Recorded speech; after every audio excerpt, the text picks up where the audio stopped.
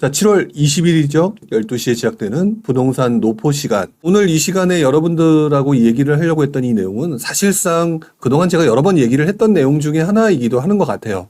그런데 많은 분들이 궁금해 하시는 것 중에 하나, 그 다음에 많은 분들이 두려워하시는 것 중에 하나가 그러다가 떨어지면 어떡해요와 같은 손실과 관련된 부분에 대해서 굉장히 걱정들을 많이 하시기 때문에 그 부분을 가지고 과거 사례를 가지고 한번 얘기를 해보는 게 좋지 않을까라는 생각을 해봅니다.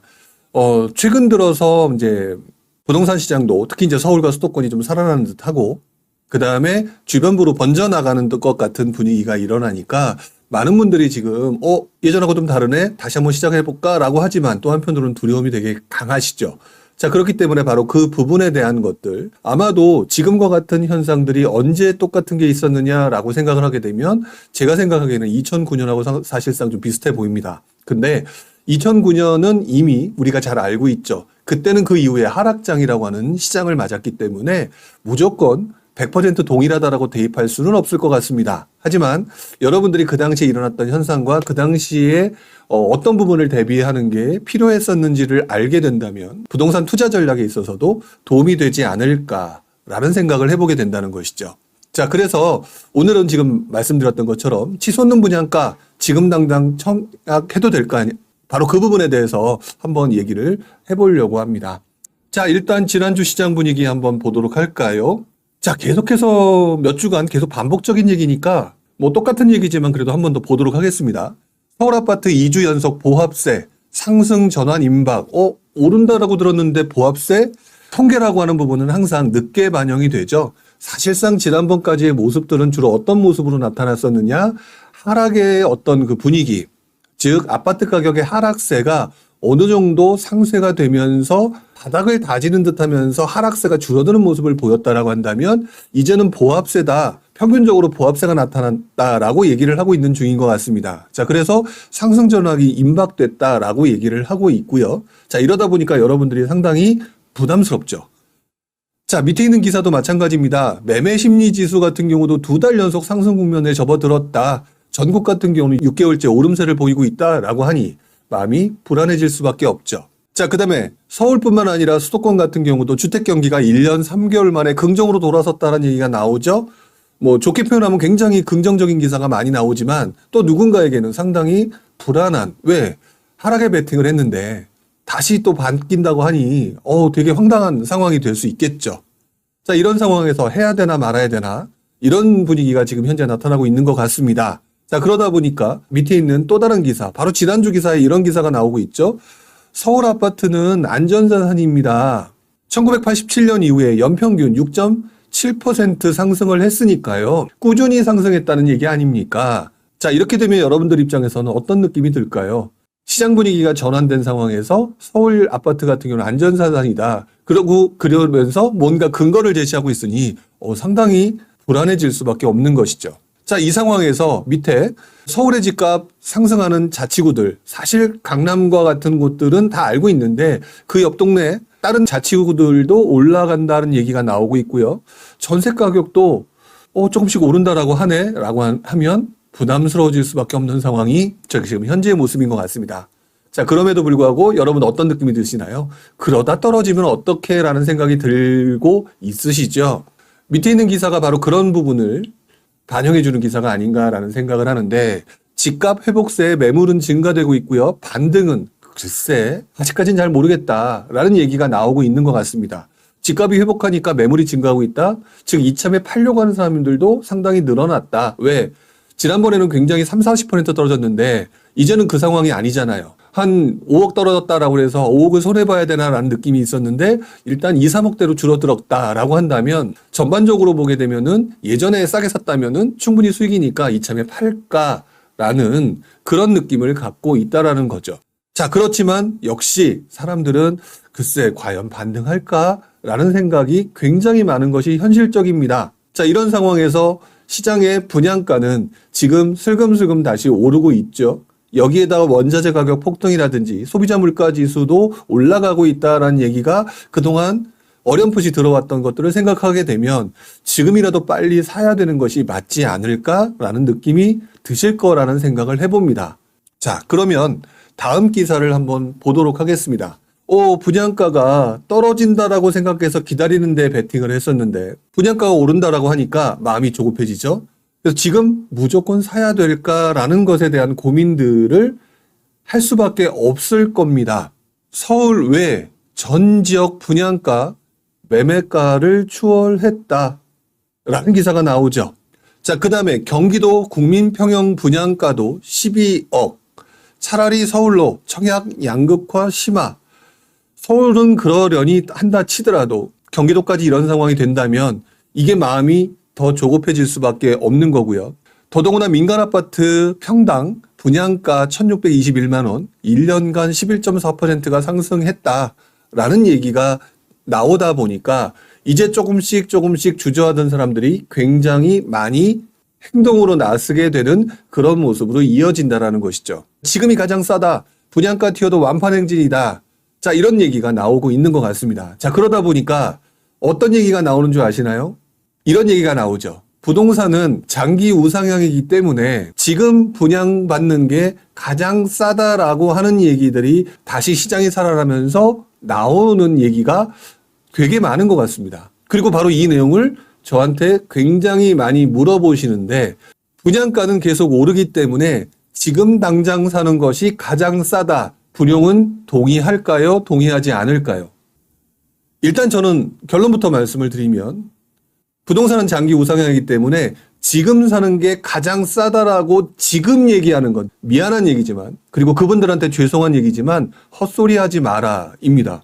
왜 그러냐면 청약시장 또는 분양권 시장에 가장 좋은 투자 포인트와 좋은 투자 타이밍 그리고 그렇지 않은 타이밍이 존재를 한다면 사실상 가장 좋은 타이밍은 상승장 초반부이고요. 상승장 후반부는 그렇지 않은 리스크가 상당히 많은 시기이기 때문에 조금 선별적으로 판단을 해야 된다라는 것이죠. 즉 어떤 분이 얘기를 많이 해주셨어요. 피어나님도 사람마다 상황이 다르다고 얘기를 하셨고요. 어떤 부분에 대해서는 동의하실 수 있을 것 같아요 라고 표현을 해주셨지만 맞습니다. 기본적으로 장기 우상향이라고 하기 때문에 지금 당장 사는 게 가장 싸다라고 하는 부분에 대해서는 긴 시간을 두고 보게 되면은 그 말에 동의를 합니다. 그런데 단순히 이 말을 통해서 여러분들을 부추기는 용도로 쓰는 식으로 많이들 사용하고 있기 때문에 그렇게 쓰시는 분한테는 헛소리하지 마라라고 저는 표현을 하고 있죠. 그게 아니다. 자, 실제로 저는 이렇게 생각을 하고 있습니다. 가장 중요한 부분은 뭐냐면은요. 분양권이라든지 청약시장의 가장 좋은 시장은 상승장 초반이라고 말씀을 드렸고요.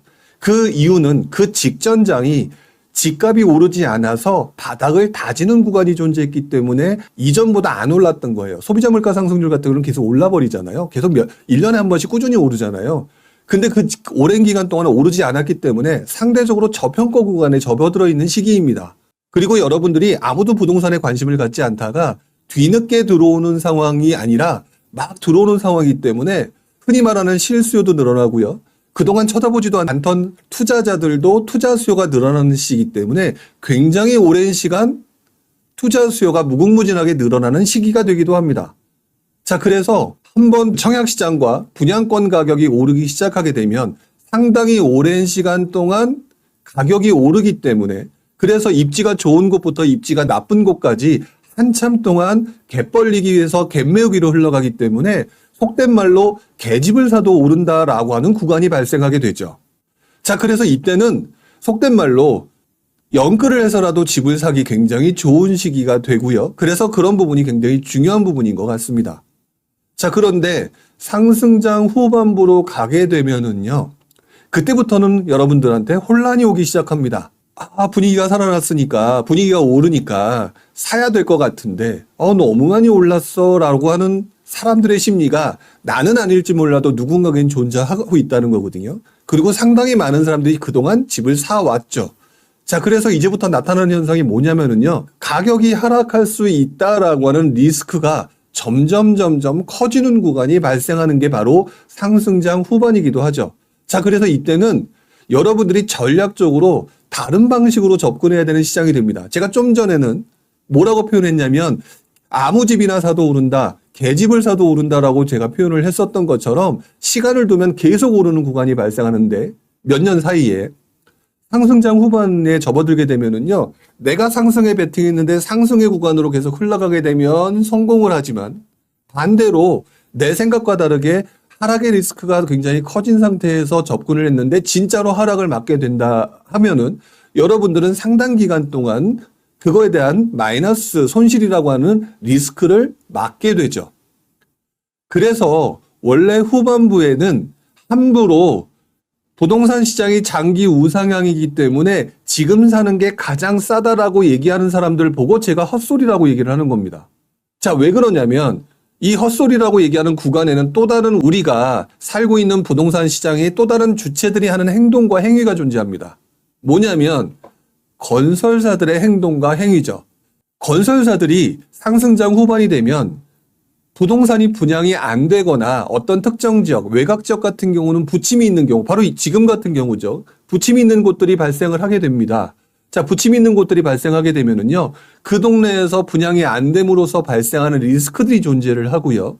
그리고 또 그 시점 되는 원자재 가격이 올라감으로 인해서 분양가를 올릴 수밖에 없는데 이것들이 분양이 안 되는 구간이라고 한다면 분양이 잘 되는 곳에서 무언가 분양가를 올려야 돼서 수익을 극대화시키려고 하는 행위들이 나타나게 되죠. 자, 그래서 상승장 후반부에 접어들게 되면 그동안 수많은 사람들이 받았던 고분양가임에도 불구하고 분양이 굉장히 잘 돼서 피가 잘 붙고 하는 구간들이 있었고 여러분들은 거기에 익숙해져 있단 말이에요. 그것들을 그대로 활용해서 고분양가를 때려버리는 입지가 좋은 곳들에서 발생을 하게 됩니다. 자, 그런데 이 시점에 여러분들이 어떤 생각을 하고 있냐면요. 여러분들은 들어온 지가 얼마 안 됐어요. 부동산으로 돈 벌겠다고 생각한 지가 얼마 안 됐어요. 그래서 몇 년치를 열심히 공부하다 보니까 부동산은 입지가 좋은 곳에 물건을 사게 되면 고분양가이더라도 계속 올라가면서 분양권 피가 붙더라라고 하는 지난 2, 3년간, 길게는 5, 6년간의 긴 이 시간 동안에 경험이 쌓여 있는 거거든요. 그러면서 고분양가에 대해서 그다지 큰 걱정을 하지 않습니다. 문제는 그래서 계속 오르면 괜찮은데 반대로 하락이라고 하는 또는 문제가 발생했다라고 하는 50% 확률을 내가 하필이면 거기에 맞닥뜨리게 되면 그중에 일부는 굉장히 큰 낭패를 겪는다라고 하는 문제가 발생하게 되는 것이죠. 자, 그래서 바로 그 부분 때문에 여러분들이 혼란스러워하는 거고요. 손실을 극히 싫어하는 사람들은 주저주저하게 되는 거고요. 그중에서도 지금 과거의 경험들 지난 5, 6년간, 7, 8년간의 경험에 익숙해져 있는 사람들은 그럼에도 불구하고 지금 베팅하고 들어가는 겁니다. 자, 그런데 그 부분을 가지고 여러분들이 어떻게 생각을 해야 되느냐. 상승장 후반부에 접어들게 되면은요. 그때부터는 여러분들이 약간 보수적인 방법으로 접근을 해야 되는 시기로 접어들게 되죠. 즉, 상승할 때는 얼마 정도가 나한테 적당할까? 또는 하락을 했을 때는 내가 충분히 견딜 수 있을 정도라고 하는 부분들을 생각을 하셔야 됩니다. 자, 왜 그러냐면 고분양가임에도 불구하고 자, 지금 제가 지난번에 그런 말씀을 한번 드린 적이 있었을 겁니다. 광명의 분양가를 12억이라는 분양가를 고분양가라고 생각하시는 분이 상당히 많다라고 했죠. 그럼에도 불구하고 완판이 됐다라고 얘기를 했습니다. 자, 그렇게 되면은요. 그 고분양가가 완판됐기 때문에 그 옆에 가격이 떨어져 있었던 재개발의 피는 붙을 수밖에 없어요. 왜? 이 지역의 이 가격을 인정했던 사람들이 많기 때문에. 자, 그런데 문제는 제가 그때 어떤 표현을 했었냐면 그 옆에 있는 목동이라고 하는 동네에 비슷한 가격의 기축이 있었다라고 한다면 여러분들은 무엇을 사시겠습니까? 라고 얘기했을 때는 대부분 목동을 생각했을 가능성이 높습니다. 그런데 왜 도대체 목동을 안 사고 광명과 같은 분양가가 고분양가라고 얘기하는 소리가 돌아다니는 그 동네에 청약이 많이 들어갔을까요? 라고 생각하게 되면 그 이유는 단 한 가지일 겁니다.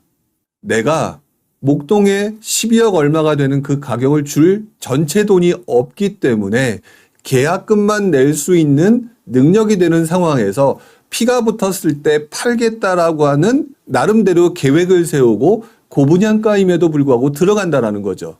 그래서 상승장 후반부이거나 또는 꺾이는 장이라고 하더라도 반등장이 오게 되는 경우에는요.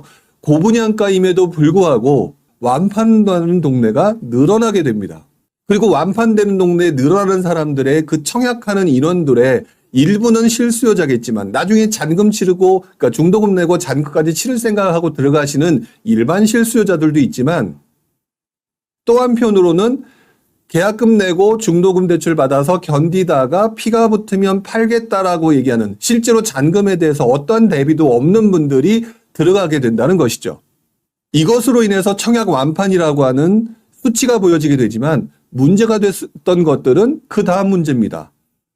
50%의 상승 확률과 50%의 하락 확률 중에서 하락이라고 하는 문제가 맞닥뜨려졌을 때는 그분들이 결국은 그것들을 납부할 자금이 없기 때문에 결국에는 시장은 이 물건들을 급매로 내던지려고 하는 상황이 발생되면서 지금 붙어 있던 피가 사라지거나 또는 마이너스가 나타나는 경우가 발생한다는 것이죠.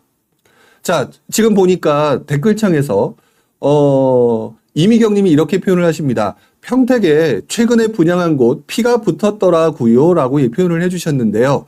제가 그 전에 한 몇 개월 전에 이렇게 말씀하신 거 기억나시는지 모르겠습니다.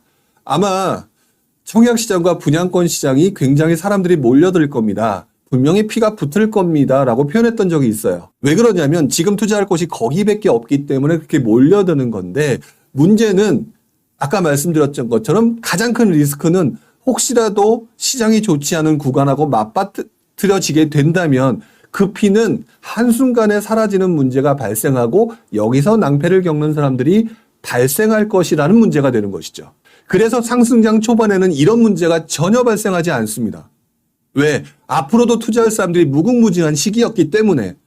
하지만 그 사람들이 어느 정도 들어온 이후에 후반부에는 들어오는 사람들은 뒤늦게 들어온 사람들이 있다는 거예요. 그래서 지금 현재 많은 사람들이 어떤 행동을 하느냐? 내가 나중에 분양권에 피 붙으면 팔겠지. 근데 분양권에 피가 붙으면 또 못 팔아요. 왜? 조금만 더 라고 하면서 낭패를 겪는 상황들이 발생되는 게 과거에 있었던 상승장 후반부 또는 반등장에 나타났던 모습이라는 거죠. 어느 동네가 지금 피가 붙었으니까 제 말이 맞다 틀리다가 중요한 게 아니라 피는 당연히 붙을 수밖에 없는 구조로 흘러갈 겁니다. 하지만 우리가 전혀 예상치 못했던 상황이 발생됐을 때는 그것들은 지금 거기에 청약한 사람들의 상당수가 목적이 명확하기 때문에 그분들이 매물을 던지는 상황이 발생됐을 때는 그게 일장춘몽이 될 수 있는 가능성이 나타나는 시기가 바로 후반부 시장의 모습이다라는 것이죠. 바로 이것을 아는 사람과 모르는 사람의 투자 패턴이 달라져야 된다라고 얘기를 하고 싶은 것 같습니다. 그리고 치솟는 분양가에도 불구하고 지금 당장 청약을 해야 될 사람과 또는 그렇지 않고 다른 방식으로 접근했던 사람들은 주로 어떻게 접근해야 되느냐라고 하는 부분들을 생각을 해봐야 된다는 것이죠. 또 다른 기사, 아까 설명하지 않았던 기사를 한번 보도록 하겠습니다. 자, 지금이 가장 싸다라고 해서 분양가 투여도 완판 행진을 하고 있죠. 그러다 보니까 지금 제가 표현했던 이 용어, 이 단어들을 하나도 설명하지 않고 부동산은 장기 우상향이기 때문에 인플레이션 효과 때문에 그냥 들어가는 게 지금 현재 가장 싸다라고 표현하는 거는 굉장히 무책임한 발언이라는 거죠. 왜? 지금 말했던 리스크에 대한 것을 설명드리고 이런 리스크를 보면서 내가 어떤 식으로 전략을 펼쳐야겠구나라는 생각을 하게끔 만드는 것이 아니라 막연하게 들어가게끔 만들면 그분들은 낭패를 겪을 수도 있는 50%의 확률을 가지고 있다? 그런 행동을 해서는 안 된다는 것이죠. 자, 어쨌든 그런 상황에서 지금 많은 분들이 불안해하고 있다 보니까 밑에 있는 기사, 치솟는 분양가에 반값 공공아파트가 인기몰이를 하고 있다. 얼마 전에 분양했던 소방사 지역 이런 곳들도 지금 현재 가격들이 싸니까 들어가고 있죠. 자, 또 한편으로는 미분양이 그렇게 늘어났다라고 얘기하는 동네가 완판되고 있는 분위기가 있는 것 같습니다. 자, 그런데 이 동네에 들어오는 사람들이 여러분들이 지켜봐야 될 것들은 실수요자가 들어오느냐 아니면 혹시 모를 가능성에 지금 제가 설명드렸던 그 내용을 이해하지 못한 채로 막연하게 베팅을 한다라고 얘기를 했을 때는 그분들은 성공해도 내 성공의 이유를 모르는 거고 실패하면 속된 말로 맛이 가는 거죠. 자, 그런 부분들을 여러분들이 생각을 좀 해봐야 될 것 같다라는 생각을 하고 접근해야 된다는 겁니다. 지금 시장을 보게 되면은요, 지금 집값이 8주째 오르자 지금 매물 내놓을게요 라는 분들이 늘어나고 있죠. 자, 무슨 말이냐. 아까도 얘기 말씀드렸습니다. 30% 40% 떨어지다가 지금 매물을 내놓을게요. 올라갔으니까 이참에 팔겠다라고 해서 엑시트 전략을 펼치는 분이 늘어나고 있다. 즉 바꿔 말하면 지난 상승장 초반부터 지금까지 엄청나게 늘어났던 투자 수요들 중에서 이제 포트폴리오 조정하겠다라고 얘기해서 매물을 내놓고 투자 수요에서 빠지는 분들이 존재한다는 것이죠.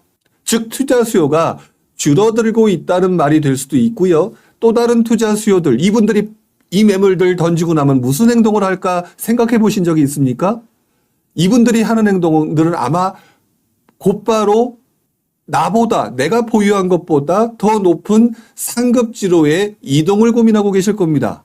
자, 그러면 상급지와 중급지와 하급지의 투자 수요들 중에서 투자 수요가 줄어들고 있는, 포트폴리오 조정을 통해서 줄어들고 있는 상황에서 투자 수요가 늘어나거나 유지될 수 있는 곳들은 어디겠느냐라고 얘기되면 이분들이 가야 될 상급지라는 거죠.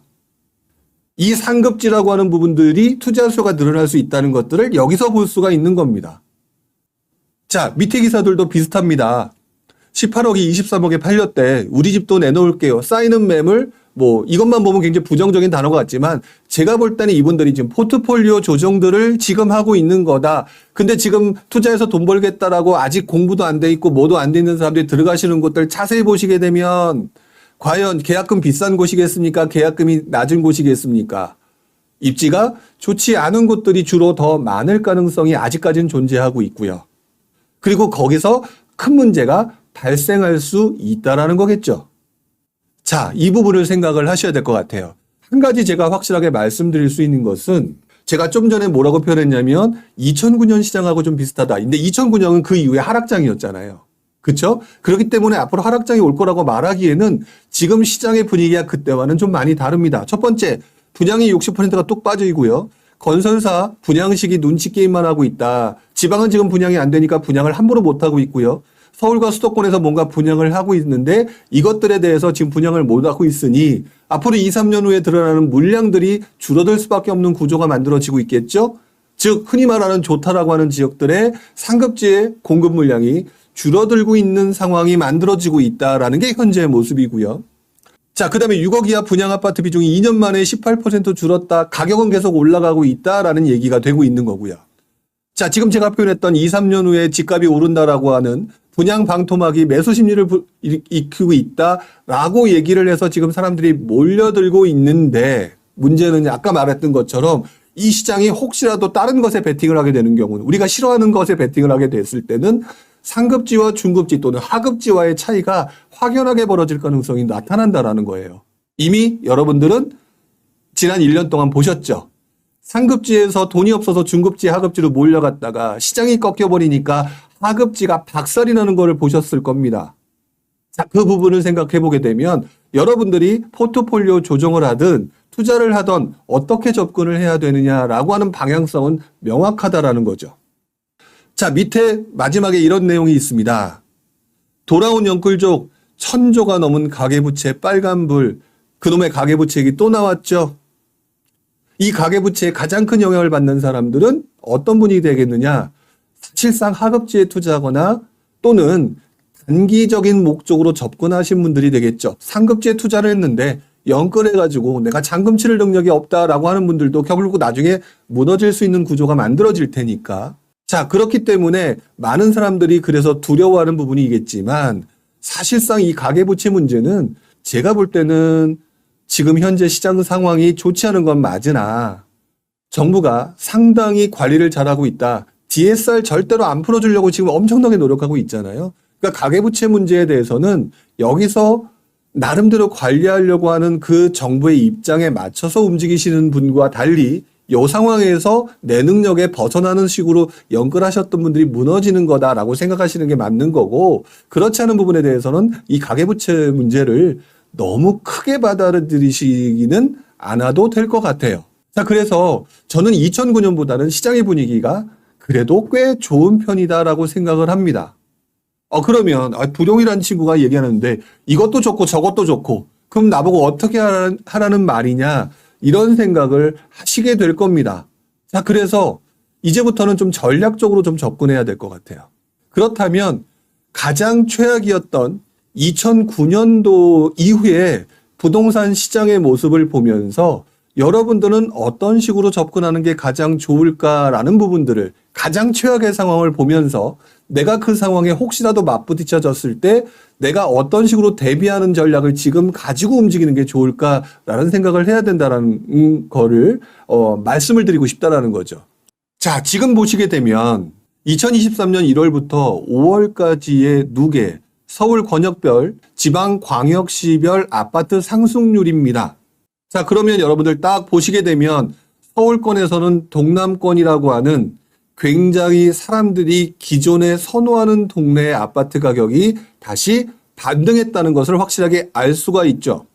그리고 서울 아파트 같은 경우에는요, 지난 1년간 상당히 많이 떨어졌던 곳 중에 하나였습니다. 그리고 그 밑에 있는 전국의 아파트를 보게 되면 세종 같은 경우는 직전에 엄청나게 떨어졌던 지역이었었죠. 이렇게까지 떨어질 수 있을까 싶을 정도로 많이 올랐던 곳이 바로 세종이었습니다. 즉 어디가 가장 좋으냐라고 얘기를 한다면 가장 좋은 거는요, 일단 안전마진을 확보할 수 있게 직전 가격이 가장 많이 떨어진 곳, 그럼에도 불구하고 사람들의 선호도는 굉장히 좋다라고 인정받는 곳, 이런 곳을 타겟팅해서 그런 곳에 사실상 들어갔어야 해요. 이게 가장 아까 어떤 분이 위에서 그렇게 써주셨던 것 같은데 싸게 사서 비싸게 판다라는 거, 그쵸? 싸게 사야 이긴다라고 하는 부분에 대해서 가장 기본적인 베팅이었죠. 그런데 문제는 이렇게 해서 안전마진을 확보했다라고 하더라도 사실상 시장이 하락이라고 하는 구간에 들어갔을 때는 모든 지역이 떨어질 수밖에 없습니다.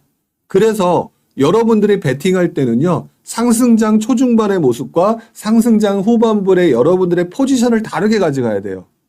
상승장 초중반은요, 아무거나 사도 큰 수익을 기대할 수 있는 구간이잖아요. 그런데 후반부에 되게 되면 큰 수익을 원한다? 그것들을 살짝 버리셔야 됩니다.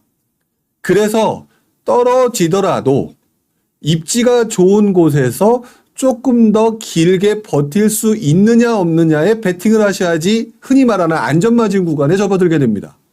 그 부분은 제가 뒤에서 다시 한번 설명을 드릴 거예요. 어차피 상승장 후반부에는 고분양가가 나오는 게 당연합니다. 아까 건설사 입장도 말씀을 드렸었죠. 자, 그렇다면 이제부터 한번 얘기를 해볼까요? 2008년, 9년, 10년 또는 2007년부터 2010년 전후에 분양했던 실제 아파트를 가지고 한번 얘기를 해볼까라고 얘기를 해요. 그때 어떤 포지션을 가지고 있었던 사람들이 성공을 했을까? 이 부분을 얘기를 해야 되겠죠. 지금 보여드리는 기사는요, 2009년 7월 달의 기사입니다.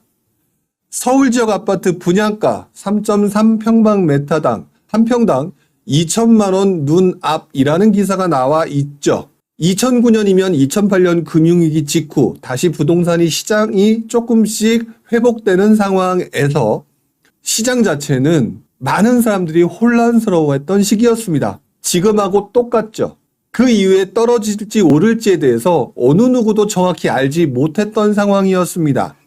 자, 그런데 기사를 잠깐 보게 되면은요, 서울 지역의 아파트 분양 가격은 작년 금융위기 때죠. 12월에는 꺾인 데다가 올해 1월 달에는 떨어졌다. 하지만 그 이후에는 다시 크게 올랐다. 분양가가 점점 올라가고 있다라는 얘기가 됩니다. 시장은 여전히 아직 별로 좋지 않은 상황이었는데. 자, 그래서 당시에 동작구 흑석동에 있는 재개발 아파트 동부 센트레벨 일반 분양이 엄청나게 비싸게 분양됐다라는 얘기가 나옵니다. 그리고 동대문구 신당동에 이편한 세상 아파트 역시 최고가로 분양을 했다라는 기사가 나오고 있죠. 그리고 전문가들은 최근의 분양 가격은 다시 또 높다라는 내용이 나오고 있습니다. 그리고 지금 여러분들이 가지고 있는 심리를 그때도 동일하게 나타나와 있는 게 바로 밑에 기사인데요. 그 기사를 한번 읽어보겠습니다. 이처럼 아파트 분양 가격이 다시 치솟고 있는 것은 실수요자들이 경기 회복과 집값 상승에 대한 기대감으로 대거 청약 시장에 뛰어들면서 1순위 또는 순위 내에서 아파트 분양이 마감되는 사례가 줄을 잇고 있다. 여기에 분양권 전매 제한 완화로 분양권의 웃돈이 형성되면서 단기 차익 실에 대한 기대감이 확산되고 있는 것이 바로 한 요인이다라고 나와 있죠. 여러분들 한번 생각해 보세요. 이 기사를 지금 기사로 올려도 여러분들의 심리 상태와 상당히 비슷하지 않나요? 제가 볼 때는 그때의 여러분들의 심리와 여러분들의 선배의 심리와 지금 현재 여러분들의 심리와는 상당히 비슷한 모습을 보이고 있습니다. 자, 이런 상황에서 그 이후의 모습을 봐야 되겠죠. 또다시 그것보다 조금 더 외곽 지역을 보여드리려고 합니다. 자, 고분양가 분양 거품에 깡통 아파트 속출이라는 기사가 나왔는데요. 이 기사의 제목을 말씀드리는 게 아니라 그 지역의 외곽에 있는 어떤 특정한 당시 고분양가 아파트를 보여드리려고 합니다. 자, 보게 되면은요, 2009년 4월인데 당시 파주 교화신도시, 지금은 운정신도시라고 부르고 있지만 그때는 교화신도시라고 불렀을 때입니다. 공식적인 명칭이 운정신도시라고 바뀌기 전이었는데요. 그때 할라비발디라고 하는 아파트가 분양을 했는데 엄청나게 고분양가라고 해서 아주 난리가 난 적이 있었습니다. 그리고 그 아파트는 청약이 완판이 되죠. 고분양가였음에도 불구하고 여러분들 중에 단기 시세 차익을 보시려는 분들이 접근을 했다라는 얘기고, 그래서 주변보다 비쌌던 아파트임에도 불구하고 많은 사람들이 들어가서 완판이 됐었다라는 얘기인데, 그 이후에 시장의 분위기가 꺾이면서 마이너스 프리미엄을 붙고 있다라는 얘기가 나오고 있죠. 자, 그 다음에 밑으로 내려가게 되면은요, 또 이런 얘기가 나옵니다. 판교 신도시 후강 지역으로 뽑혀온 지역, 바로 용인입니다. 용인 상현동 현대 힐스테이트라고 하는 아파트가 분양 당시 분양가를 조금 높게 책정을 했죠. 근데 여기도 마이너스 프리미엄이다라는 얘기가 나옵니다. 자, 이 말은 제가 무슨 말을 드리고 싶은 거냐. 당시 시장이 금융위기 직후에 놀랬다가 다시 살아나면서 많은 사람들이 다시 기회를 노렸습니다. 그리고 그 기회를 노리는 구간에서 나름대로는 괜찮은 곳들을 선택을 했겠죠. 그래서 누군가는 서울에 있는 재개발 아파트 고분양가임에도 불구하고 선택을 했었고요. 누군가는 고분양가이면서 조금 외곽 지역의 신도시라고 하는 곳, 또는 판교 신도시의 후광을 얻었던 용인 상현지구라고 하는 곳들을 선택해서 여러분들이 단타 투자로 들어가신 분들이 그 당시에도 있었다라는 얘기입니다. 자, 그런데 그 이후에 예상과 다르게 시장은 2009년 9월 서울과 수도권 DTI 규제 강화로 인해서 꺾이기 시작을 했었죠. 그리고 보금자리 주택이라고 하는 싼 가격에 분양하겠다라고 하는 주택이 많아지면서 상당히 많은 사람들의 투자 수요가 사라져가는 모습을 보입니다. 자, 그랬을 때 전혀 예상치 않았던 상황이 만들어졌을 때 어떤 부분으로 시장의 흐름이 만들어졌는가를 보시게 되면은요, 지금 좀 전에 보여드렸던 곳, 고분양가라고 얘기했던 곳 중에서 서울 지역의 흑석동 한강센트레빌이죠. 그 다음에 지금 청구 이편한 세상 신당동에 바로 이런 곳들이 있습니다. 자, 보게 되면은 당시에 입주 전후로 시작을 해서 그 이후의 모습을 보게 되면 어떤 모습을 보이나요? 견디면서 바닥을 더 이상 크게 떨어지지 않고 유지되는 모습. 하지만 이 순간에도 분명히 이전 가격보다는 조금 더 싸거나 거의 유사한 가격으로 굉장히 오랜 시간 동안 유지되는 걸 보실 수가 있을 겁니다. 다시 말하면 큰 수익, 상승장 초중반대의 모습처럼 큰 수익을 보려고 했었던 상황에서도 오랜 시간 오르기는커녕 그 가격을 유지하기 급급했다라고 하는 게 하락장 또는 침체장의 모습이었다는 것이죠. 지금 우리가 잘 알고 있는 흑석이라든지 신당이라고 하는 청구역 주변 좋은 곳이잖아요. 그런 곳들도 꽤 오랜 시간 이런 상황이 만들어졌다라는 것들을 생각해 볼 수가 있다. 그렇다면 지금 베팅하시는 분들은 어떤 부분을 신경을 써야 되느냐? 올라가면 좋지만 어느 정도 내가 견딜 수 있거나 길게 보유할 수도 있다라는 상황을 기억해야 된다. 그렇게 해서 길게 보유했을 때는 말 그대로 장기 우상향이다라고 하는 부분이 여기서 그래프로 나타나게 되겠죠. 하지만 장기 우상향을 보고 그래서 오랜 기간 투자하겠다라고 들어가시는 분들은 의외로 많지 않을 겁니다.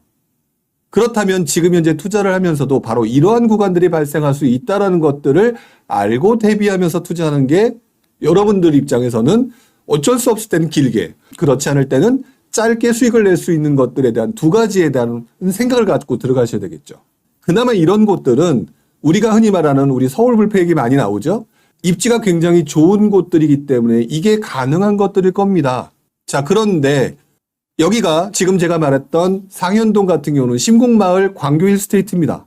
그리고 지금 말씀드렸던 또 다른 파주 같은 경우는 야당동 한빛마을 한라비발디였죠. 그런데 이런 곳들을 보시게 되면 그나마 판교의 효광을 가지고 있었던 곳들은 생각보다 덜 떨어지는 모습을 보이고요. 또 한편으로는 분양가보다는 당연히 더 떨어지는 모습으로 나타나고, 그리고 그거 외에 특별한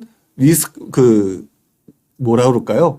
호재가 별로 발현되지 못했던 곳이면서 엄청난 고분양가라고 판단됐던 곳들은요, 보시는 것처럼 엄청나게 떨어지는 모습을 보입니다.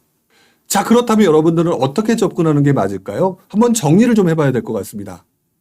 첫 번째, 치솟는 분양가 지금 당장 청약해야 될까요? 장기적으로는 우상향이 맞기 때문에 청약을 하는 것은 굉장히 괜찮은 방법이다. 자, 그런데 여기서도 충분히 고민해야 될 부분이 있다. 왜? 상급지라고 하는 부분이 아까 보셨던 것처럼 장기적인 우상향이라고 하는 부분을 확실하게 보여줄 수 있는 곳이기 때문에 가능하면 장기 우상향이라고 하는 부분을 생각을 해야 되는 거고요. 그리고 하락이라고 하는 가능성에 대한 리스크까지도 생각하면서 길게 베팅할 수도 있겠구나라고 하는 또 다른 가능성에 대해서도 생각을 해야 된다.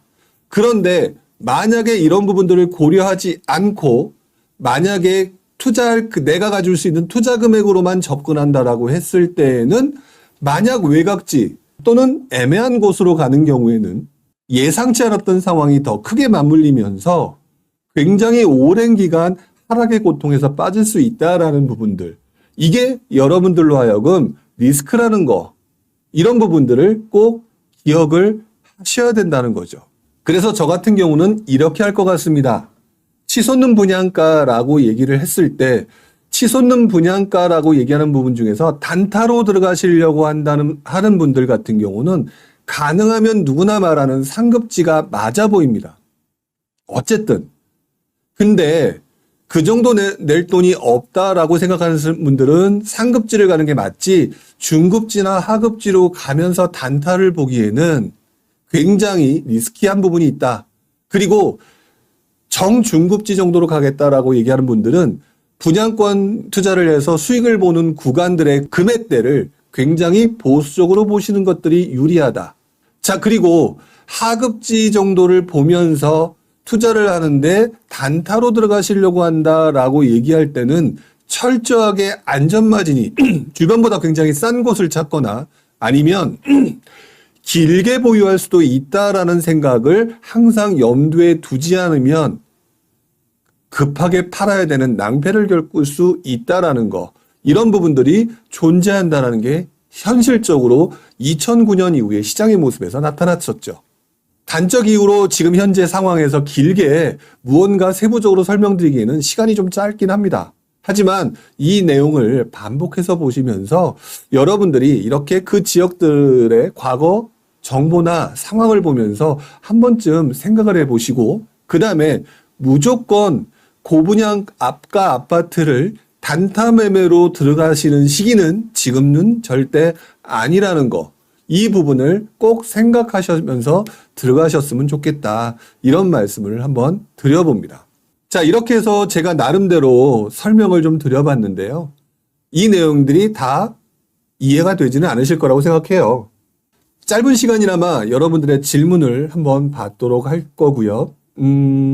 일단 먼저 첫 번째 웅님인가요? 고분양가가 지속되어서요, 지방 미분양이 늘어나게 되면 건설사 위축, 즉 내수 경기가 안 좋아지게 되어 정부 입장에서는 결국 부동산 시장을 활성화시킬 것임은 분명한 듯 보입니다. 네, 맞죠?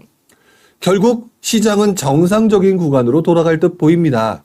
이미 세수 부족 및 건설업체 폐업 등으로 인해서 조치가 나오지 않을까 이 생각이 점점 커집니다.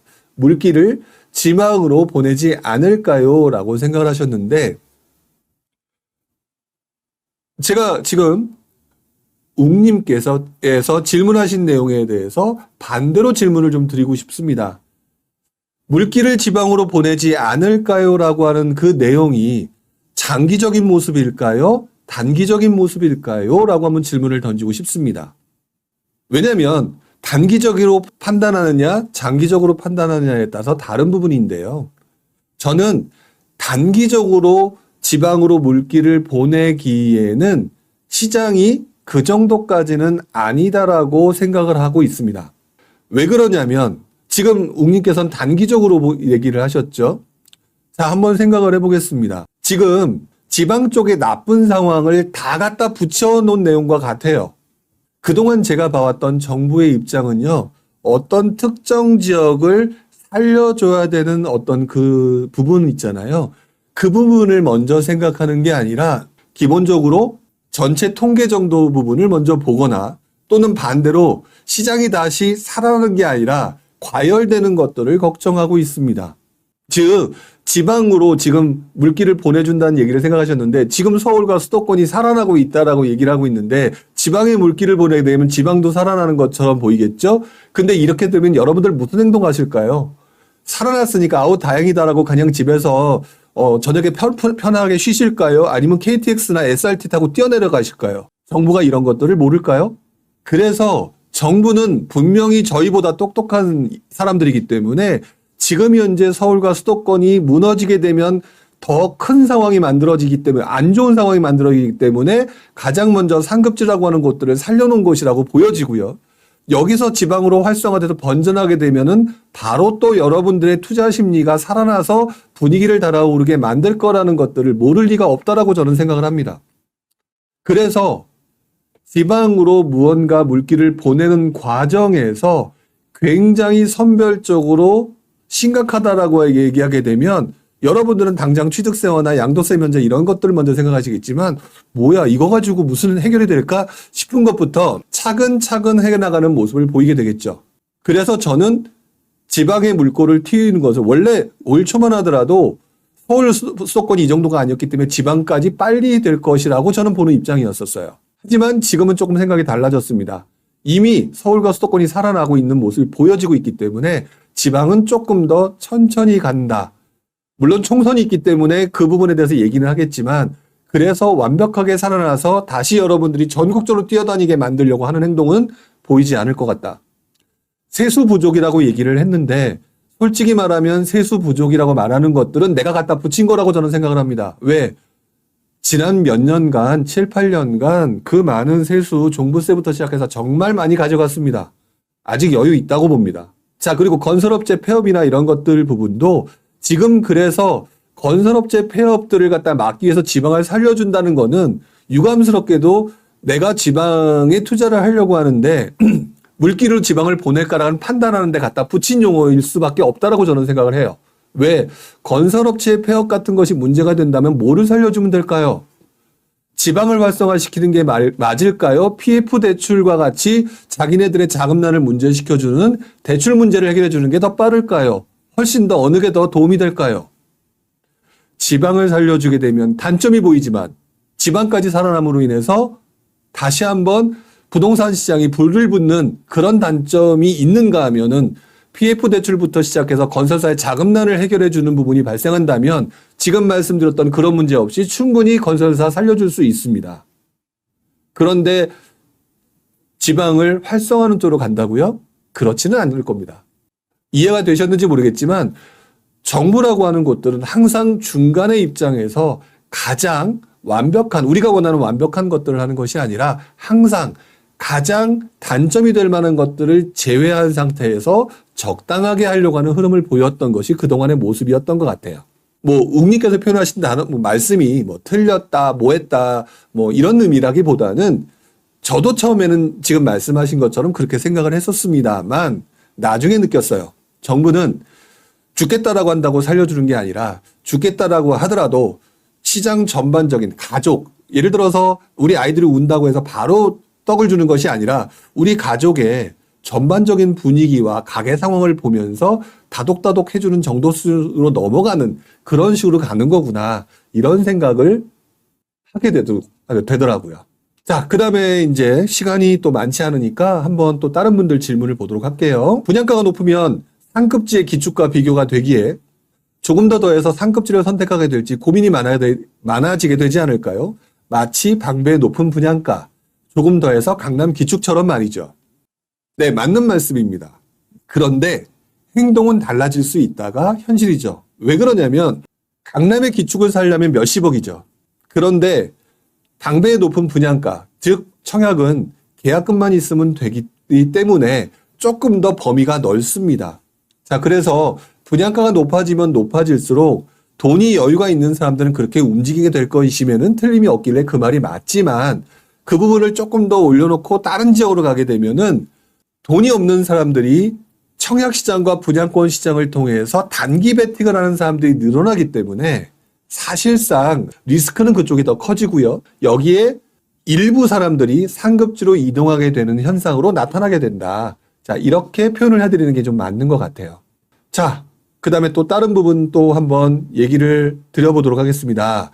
분당에 살고 있는 무주택자입니다. 분당은 하락계도 별로 떨어지지 않았고 지금 호가가 너무 높아서 매수를 할 수도 없어졌습니다. 저는 버텨야 할까요? 아니면 지금이라도 사야 할까요? 심란합니다. 라고 얘기해 주셨고요. 송주님이 저도 같은 마음입니다. 라고 표현해 주셨는데요.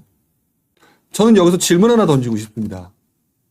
수익을 보시는 게 목적이십니까? 분당에 살고 계시는 게 목적이십니까? 지금 본인이 선택 범위를 굉장히 좁혀놓고 계시잖아요. 분당이라고 딱 정해놓고 분당의 그 분위기와 상황을 이해하지 못한 채 분당에 대해서 이러이러한 모습에 대해서 조금 원망스러운 부분을 보이고 계신 것 같습니다. 무슨 말이냐? 웬만한 사람들은 분당 갈래 어디 갈래라고 하면 다 분당 얘기할 겁니다. 자, 그래서 매물을 잘 안 내놔요. 그래서 하락기 때 잘 안 떨어집니다. 더더구나 일기신도시특별법이라는 호재가 존재하고 있는 곳이기 때문에 더더구나 물건을 안 내는 곳입니다. 근데 분위기가 달아오면 입지가 좋고 사람들이 들어가고 싶어하는 곳이기 때문에 엄청나게 사람들이 몰려와서 매수 가격을 높여놓는 곳이기도 하죠. 이게 분당의 특성입니다. 근데 그렇다면 전략적으로 어떻게 접근하셨어야 되는 줄 아세요? 분당이라고 접근을 하셨으면 현명하게 분당의 하락기 때 그나마 급매물을 잡아야 되거나 아니면 분당이라고 하는 곳에 살아야 되겠다라고 하는 것을 잠시 멈춰놓고 바로 그 주변의 어느 곳에서 수익을 극대화하시는 곳으로 갔다가 다시 한번 수익을 만들어 놓으면서 분당으로 접근하는 진입하는 전략을 펼치셨어야 됩니다. 그게 가장 현명하다고 저는 생각이 들어요. 자, 그런데 분당에 살고 있기 때문에 지금 무주택자로서 하락기에 떨어지지 않았기 때문에 안 사고 근데 지금을 보면 떨어진 거잖아요. 그래도 전략적으로 접근을 못 하신 거라는 생각이 들어요. 저는 개인적으로 일단은 주변에서 찾는 것도 괜찮다. 분당을 벗어나는 것도 고려를 해라. 라고 얘기를 말씀드리고 싶고요. 그렇지 않고 버텨야 된다면 분당이라고 하는 곳들은 하락기 별로 떨어지지 않지만 분명한 거는 주춤하는 시기는 분명히 온다. 그렇기 때문에 그 주춤하는 시기에 들어가는 것도 괜찮다. 그리고 상승이라고 하는 시기만 아니면 적정하게 상황에 따라서 급매물로 나오는 상황이 만들어지기 때문에 버티는 게 중요한 게 아니라 그 상황에 맞는 가격보다 더 떨어졌다면 그거를 과감하게 베팅해라. 왜? 상승하면 계속 오르는 곳이 선호도가 높은 분당이기 때문에 이렇게 말씀을 좀 드리고 싶습니다. 전략적으로 접근한다는 말. 이 말은요. 철저하게 내 기준이 아닙니다. 그리고 철저하게 시장 상황의 공통의 패턴을 이용해서 움직이는 겁니다. 그렇기 때문에 그 부분을 알기 위해서는 되게 많은 노력이 좀 필요하겠죠. 하지만 그 부분의 노력이 없는 상태에서 그냥 막연하게 내가 원하는 수준으로 되기를 바란다라고 하는 것들은 감나무 밑에서 입 벌리고 있는 거랑 똑같다라는 것들. 감나무 밑에서 입 벌리고 있는 게 아니라 최소한 감나무 밑에서 바람이 언제 불고 비가 언제 오느냐, 장마 시즌이 언제냐, 최소한 이 정도는 공부를 하셔야 되는 게 맞지 않을까요? 자, 그 부분을 생각을 하시면 되고요. 자, 한번 더 보도록 하겠습니다. 미국 기준으로 향후 4, 5%의 중금리 2, 3년 정도 유지될 수 있다는 전망이 있습니다. 중금리 시대에 맞게 투자할 만한 것들이 어떤 게 있을까요? 저금리 시기만 겪어본 투자자들이라 고견을 좀 부탁드립니다. 라고 얘기를 하셨는데 사실 제가 볼 때는 글쎄요. 뭐 중금리다, 고금리다, 저금리다 이걸 말씀을 드리기 전에 사람들은 적응의 동물입니다. 적응의 동물이기 때문에 저는 지금 말씀하셨던 그 부분을 오히려 이렇게 생각하셔야 된다고 생각해요. 그 금리가 모든 것을 좌우한다라고 하는 관점으로 접근하게 되면 모든 것을 금리로 판단하려는 문제가 생깁니다. 근데 제가 볼 땐 그건 아니에요. 투자를 해본 사람 입장에서 보게 되면 금리와 상관없이 힘든 사람과 싼 가격은 존재하고 나온다. 그래서 이렇게 보셨으면 좋겠습니다. 금리가 흔히 말하는 대로 엄청나게 떨어지고 있다라고 하면 무조건 투자에 베팅을 하라. 저금리가 고금리로 또는 금리 상승 시기에 접근하게 되게 되면 투자는 보수적으로 포트폴리오를 조정하라. 딱 이 정도만 기억을 하시면 돼요. 지금 현재 무슨 원자재 투자를 하거나 금을 투자하거나 아니면 또는 달러에 투자를 하시는 게 아니기 때문에 제가 보는 기준으로 부동산은 그렇게 보시는 게 가장 유리하실 것 같고요. 지금 현재 예전에 저금리보다 굉장히 높아졌었죠. 높아진 상황에서 계속 유지가 된다고 합니다. 지금 중금리라고 표현하셨지만 누군가는 그걸 갖다 고금리라고 생각을 하실 겁니다. 그래서 분명히 그 직전 전후에 분명히 누군가는 이 고금리를 무시한 채 금리 상승기가 올 거라는 걸 무시한 채 저금리 상황에서의 영끌로 베팅하신 분들이 발생하게 되겠죠. 그분들은 나름대로 내 물건들을 잃어버리지 않기 위해서 버티기로 들어가실 겁니다. 근데 유감스럽게도 이 버티기가 들어가는 이 시기에 누군가는 버티기에 성공하지만 누군가는 버티기에 실패하는 사람이 분명히 발생하게 되죠. 왜? 그 영끌의 정도에 따라서요. 즉 그래서 금리가 이러면 어디에 투자하고 이러면 여기에 투자하고 라고 하는 나도 모르는 모범 답안을 질문하고 계시는 건데 투자는 그렇게 하는 게 아니라고 말씀을 드리고 싶은 거죠. 큰 그림의 큰 패턴만 보시고요. 지금 현재 상황에서는 금리가 말씀하신 것처럼 이 금리 상태가 아직도 물가 상승이라든지 대외 경제, 기타 미국의 경제 상황 이런 것들을 감안했을 때는 이 금리 상황을 그대로 유지할 수 있다. 근데 그 상황에서 누군가는 낮아빠지는 사람이 발생되는 그 물건들이 그 당시 기준으로 나온 가격들, 균형 가격이 되겠죠. 그 균형 가격보다 훨씬 더 싸게 나오는 물건들은 항상 시장에 존재한다라는 거. 그 물건들을 사려고 계속 시장을 쳐다봐야 되겠죠. 그 시기에 맞는 투자 물건. 그러면 또 그렇게 얘기하면 누군가는 모범답안이니까 몰려가겠지만 그렇게 해서 투자해서 돈 번 사람들을 저는 별로 본 적이 없습니다. 그렇기 때문에 지금 현재 금리도 누군가에게는 굉장히 힘든 고금리다. 그 고금리를 견디다가 무너지는 사람이 만들어진다. 나는 그 상황을 찾아서 A부터 Z까지 수많은 투자 대상 물건 중에 가장 균형 가격보다 많이 떨어지는 물건, 그러면서도 이왕이면 좋은 입지 있죠? 그런 것들 중에서 뭐 여러 가지를 비교해서 고민을 해서 선택을 하는 거죠. 그랬는데 버린 물건이 훨씬 더 많이 올랐다가 여러분들한테 뭐가 되는 줄 아세요? 다음번 투자의 경험이 됩니다. 왜?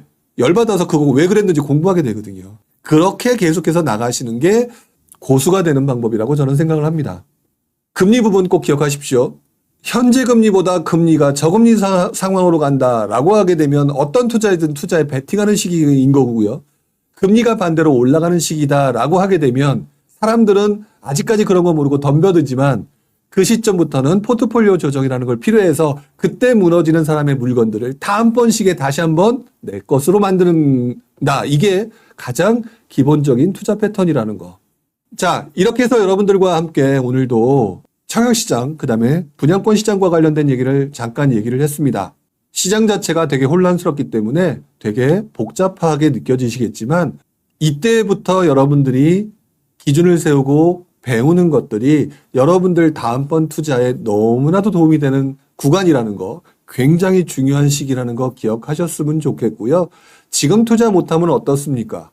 또는 지금 조급하지 않더라도 시장은 계속해서 반복적으로 상승과 하락이 나오기 때문에 계속적으로 여러분들은 투자할 물건들과 투자할 대상물이 계속해서 나온다는 거 꼭 기억해 주셨으면 좋겠습니다. 그런 부분에 대해서는 앞으로도 유튜브에서, 제 유튜브에서, 그 다음에 제 카페에서 또는 저희가 진행하고 있는 독서 모임에서 계속 여러분들과 함께 생각의 범위를 넓혀갈 수 있는 그런 것들을 만들려고 합니다. 여러분들도 계속해서 관심 갖고 찾아봐 주시면 좋을 것 같아요. 자, 이렇게 해서 오늘도 여러분들과 이야기를 나눠봤고요. 자, 오늘도 고생하셨고요. 부동산 노포 오늘 시간 마치도록 하겠습니다. 다음 주 목요일 날 12시에 다시 뵙도록 할게요. 자, 오늘 고생하셨습니다. 다음 주에 뵐게요.